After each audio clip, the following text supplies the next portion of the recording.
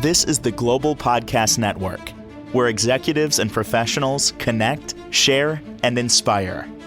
Stay tuned for the conversations that drive success.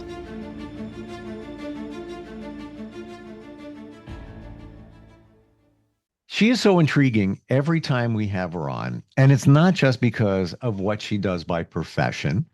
It's the things you learn. And today, for me, it's actually the things you wonder about.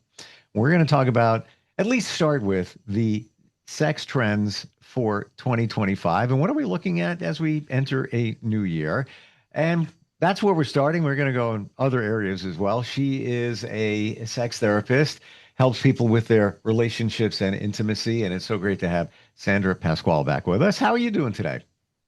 Very good. Thank you. How are you? Wondering if I'm trending. I wonder Well, where we're going with this. if you see my background today, it's all snowy, even though, I'm in Florida, to be honest. I never saw snow in Florida. But one of the things I was reading is like when it's cold and it's, snowing outside, people have a tendency to be more cuddly, more like, so there is a little bit of more like, if you want, sexy into the, pretty much the snow or the winter rather than in the hot when we are, on the beach on that. So that's why I decided, okay, let's put a little of snow in my background today. All right. Well, fair enough. I've got snow outside here in New York. However, I love warmer weather. But I'll give you that. There is something about, cozying up in the winter when it's cold out, if you live in that area. Where are we going to start with the trends? I'm really curious what was trending in terms of sex in 2025.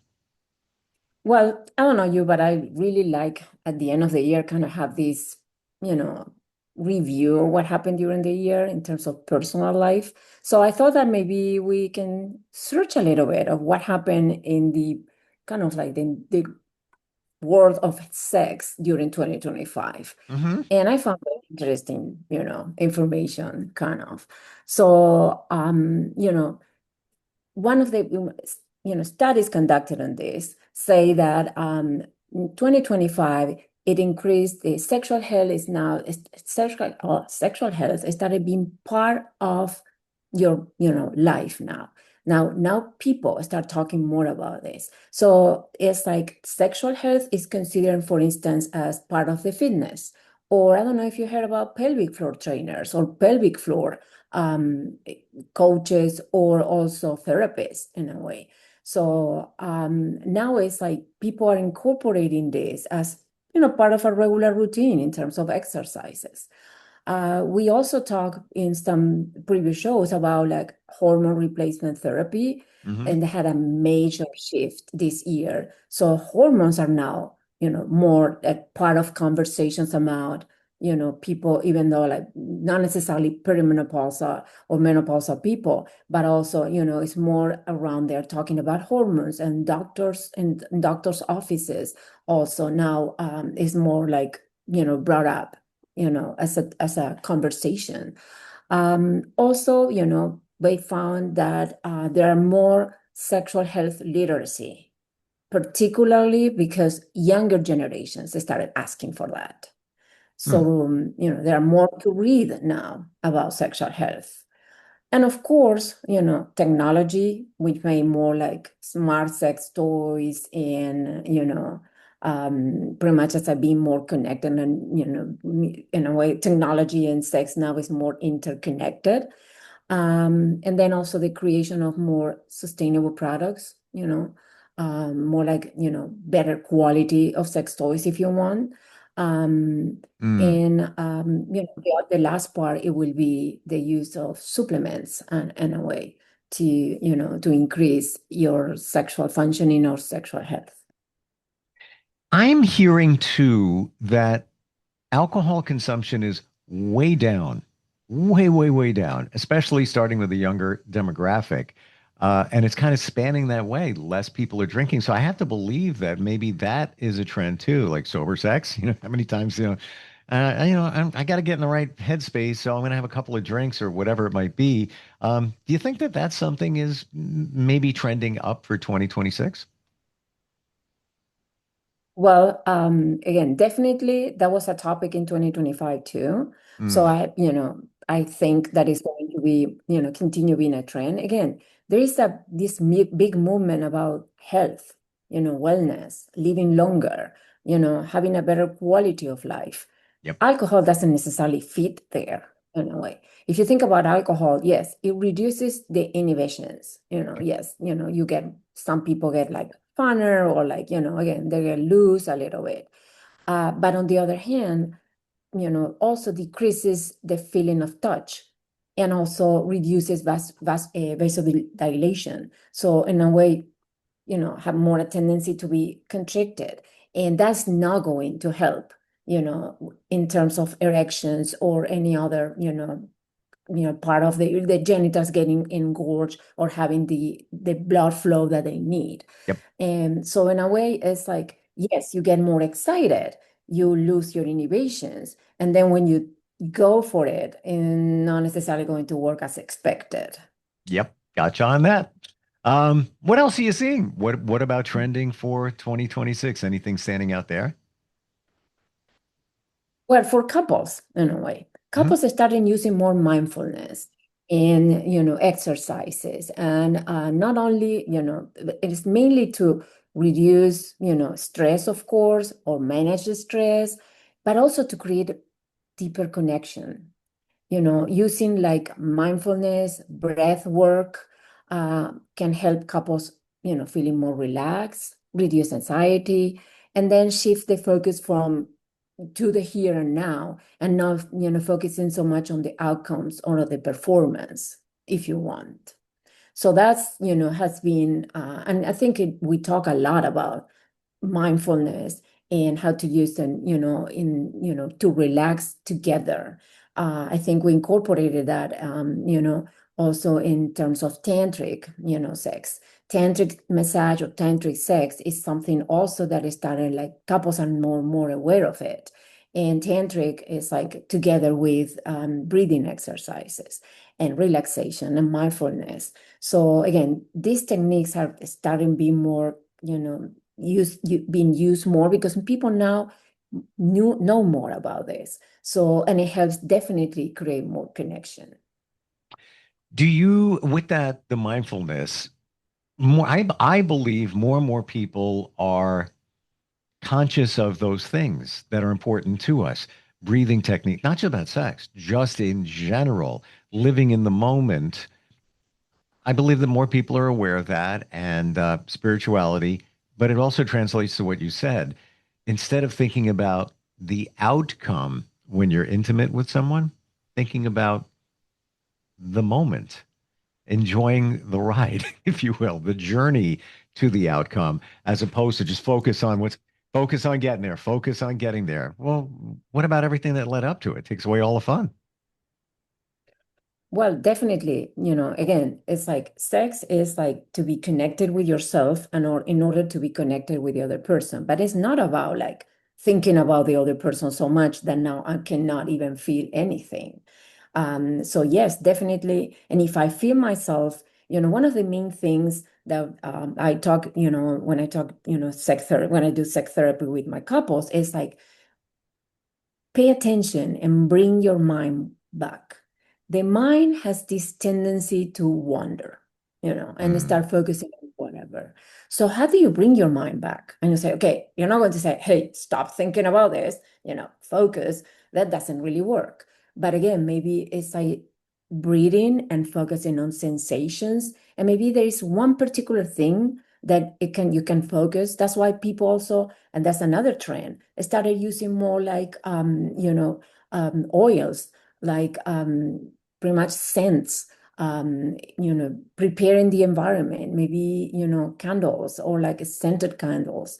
So that help in a way to come back mm, to where the moment, to where they are. Aromatherapy has been definitely incorporated in the, and there is a lot actually there are books about aromatherapy that talks about which scents are more aphrodisiac than others and which ones are more calming than others.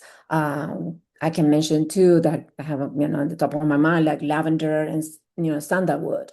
Both are used in spas, but because they have this calming effect. So maybe, if you have that around in your environment, can you focus it on this and stop thinking and bringing your back to your body in a way? Do you find that more of us are open to those things as opposed to, well, open the door and let's get at it, as opposed to let's do aromatherapy, let's set the stage, let's try something a little bit different in terms of, I'm not talking about toys and things like that per se, but more of just the experience, just setting the stage. Are we more open to that now? Well, if you think about the, in a way, the women movement and how women now are more conscious about, their well-being, the time for themselves, what is it, what they need. They're more like outspoken about this. I think in a way, maybe more women are now paying attention to that. It's not anymore like, okay, let's have sex. It's more about like being more vocal Mm. and empowered to say the things that they need. And for doing that, it's not like men are not going to enjoy this. Actually, for men, it's that discovering, oh, wow, this is amazing. I can enjoy that too. And again, usually it's like women have not been, necessarily very like open, minded or like talking too much about this sexual topic and what they need or, desire or how to increase pleasure. So now I think it's like there is a push for this. And, it's like, so couples are paying more attention to this. What do you want? What do you want couples to know? As we enter a new year, that it seems that what we're talking about here is we're more open. We're a little bit more open in terms of a dialogue, talking about trying some different things, talking about what we really want. Um, but do you think we're still pretty much inhibited? Well, the hope is that, that will happen less and less. Of course, depends on the culture, on the, pretty much on the place that you are located. The in a way, it's like how open also people are to try different things and, get rid of, some old, I don't know, like inhibitions per se. So I definitely think that, if you think about now all this technology that is available, podcasts, media, social media, there are more like, there are more like shows that talk about sex and intimacy and how to enhance all this. So yes, I think there is a trend definitely, and it's going to continue over time. I don't think we are going to regress and not talking about this. I think it's going to be more like, more openness, if you want. Hmm. You said something before. I just want to put a little spotlight on it, and that's buying toys. Go back like 10 years ago or so. You might buy something, you get it, and like, really? That like it's garbage. It's not so much like that anymore. They've raised the bar, at least in my view of things. There's better quality, and a lot of things can connect to your phone and an app, to use however you so choose. But do you feel that we've made at least we've made some progress there in terms of increasing pleasure and intimacy? Definitely, yes, we made a lot of progress. Like again, their products are now super high quality, Yeah, and there's all this, technology available now. Most of the toys now are like, you have remotes for that, or you can use on your phone, or if you are in a long distance, relationship. sure. And also there is this, other part of it, which is a connection between now people connect self-care with sexual wellness in a way. It's part of self-care. And that is super important.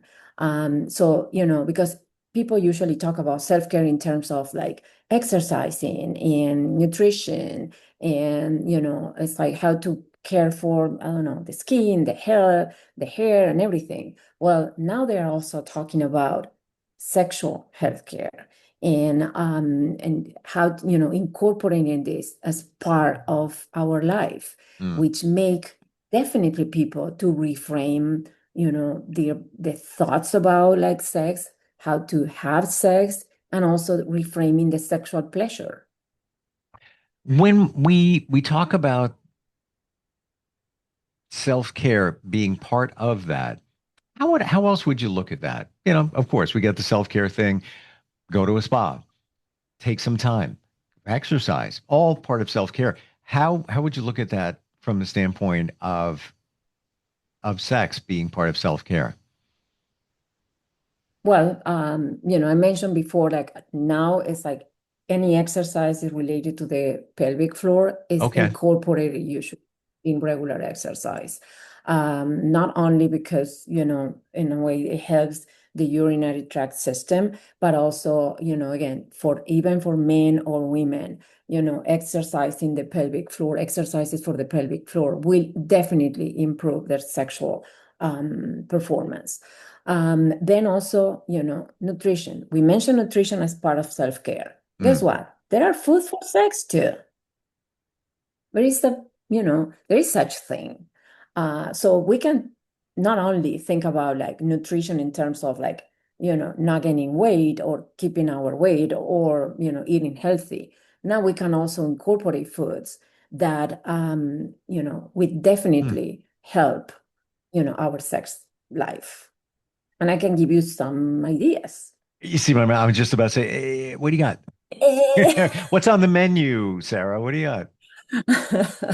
Well, again, there are some things that most people know, and it's like kind of the oysters and lobster and all the things the reason, and the mussels or any like all these mollusk, if you want. It's like, well, it's because they have a high concentration of zinc. Anything that has zinc will help the production of testosterone in a way. So and also it will increase again the energy. So that's why they always talk. This is very well known about particularly the oysters. I just want to interject in here because I'm on your Yes. page with that, and I've heard that even 10 years ago that zinc can support that, especially for men. Um, Yes. One thing to be mindful of, zinc can upset your stomach. So you got to be careful not to overdo it. There was a time, and just hear me out clear. I would have zinc lozenges. Now, it wasn't for what you're talking about, although in the back of my head, hey, what the heck not? Mhm. Supposed to ward off colds, make you healthier and all of that. And didn't even realize it. I'd be driving my car, like candy, pop another one, pop another one. It created stomach issues for me. So just be mindful. It can if you overdo it. Well, and maybe that is also another thing about like pay attention to what is it what you're doing. If you are increasing, the natural ways of, getting zinc in your body, do Hmm. not get supplements that have zinc, in a Gotcha. way. Yep. So, and then it's like the absorption, of course, of, zinc or magnesium or any other,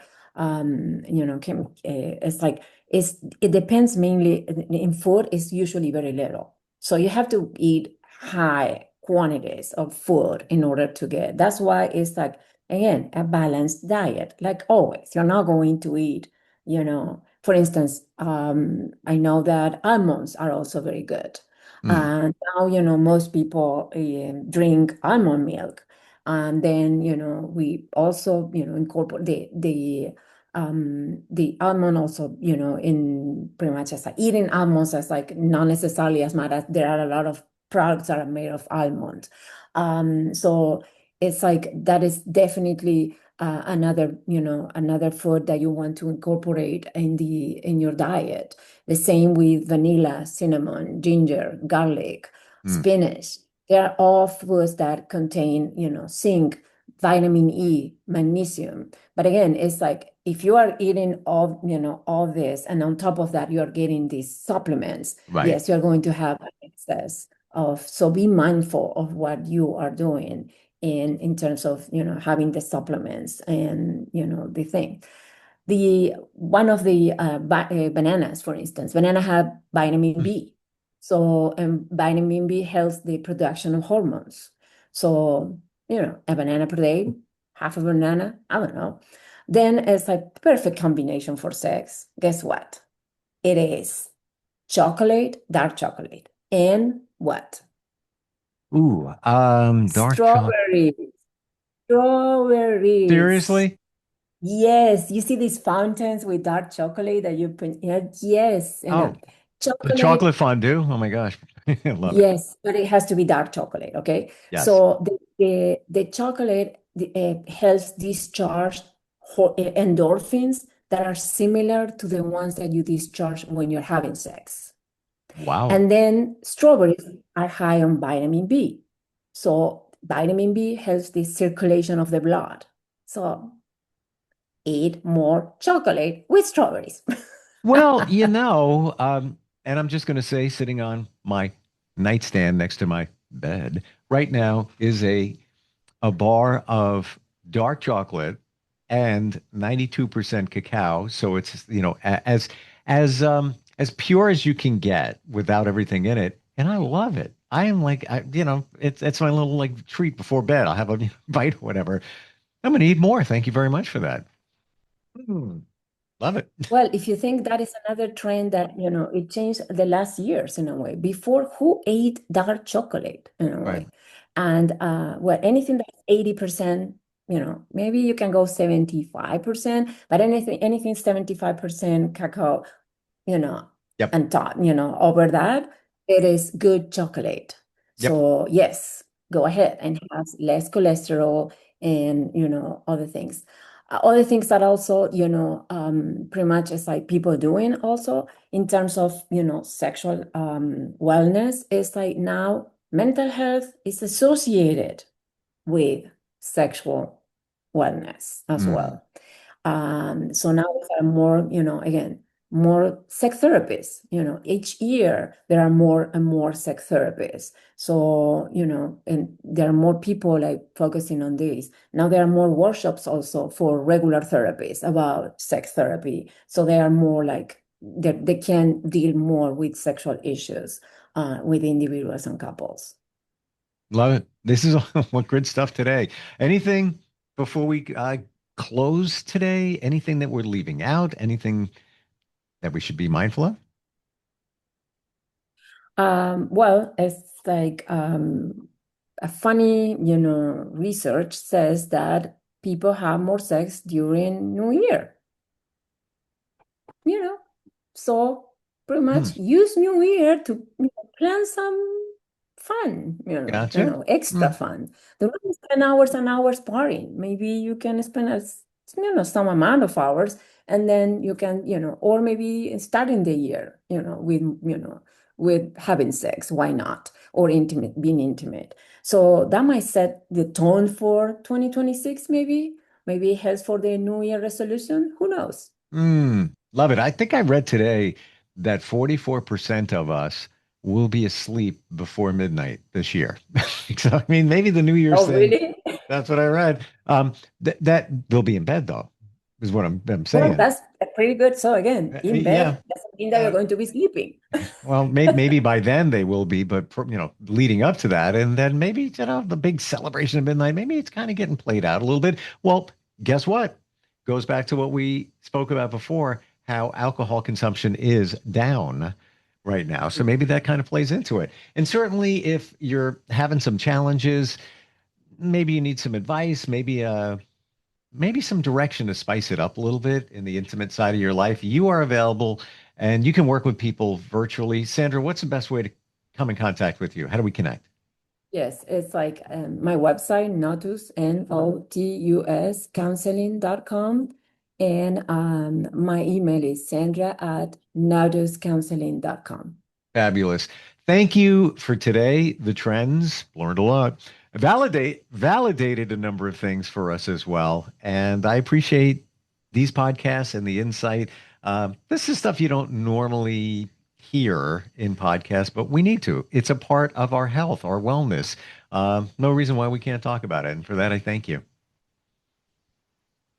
Thank you very much. Thank you. Happy New Year, by the way. And Yes, same to happy you. holidays. Happy holidays. You got it. We'll be right back. This is the Global Podcast Network, where executives and professionals connect, share, and inspire. Stay tuned for the conversations that drive success.